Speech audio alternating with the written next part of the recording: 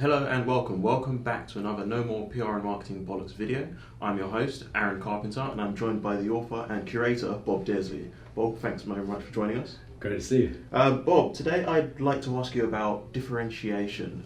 In an age where there are so many businesses that sell very similar products and services, how do you get people to slow down and actually take a look at what you're doing? Good point. It's tough, for sure. And the point was actually brought home to me by a holiday, actually. I found myself in Morocco driving from Marrakesh to Essaouira on the coast. Absolutely nothing going on around us, just a dirt track surrounded by argan trees. It's like the local version of the olive. And we've been driving for, I don't know, an hour or more through these groves of trees and seeing very little apart from the old goat herd and a small flock of goats. And suddenly my wife said to me, "I've just seen a goat in a tree." And I naturally assumed she was just hallucinating from the long journey. And I said, "You can't be serious." She said, "Yeah." And car screeched to a halt. We turned around and went back to look. And lo and behold, there was a goat herd with his flock of goats. And one of these goats was standing in the tree and eating these argan olives as such. And it took me a while to understand what was going on here, but in principle, the goat herd, who sat without any money whatsoever, very, very impoverished chap, and most of the goat herds, they would not interact with the tourists at all.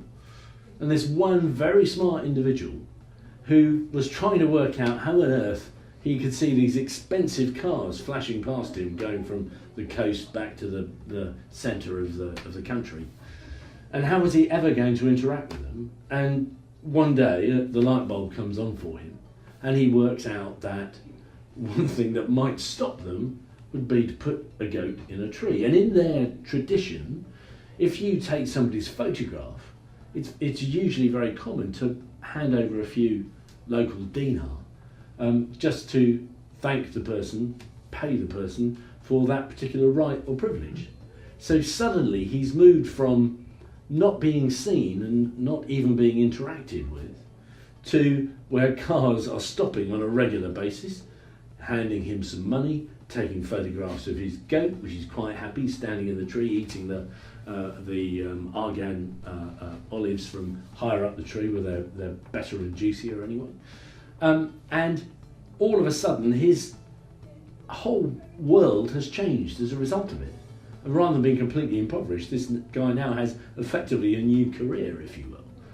And it just struck me that this was such a marvellous way of showing the characterisation of what you need to do in this environment to make a difference.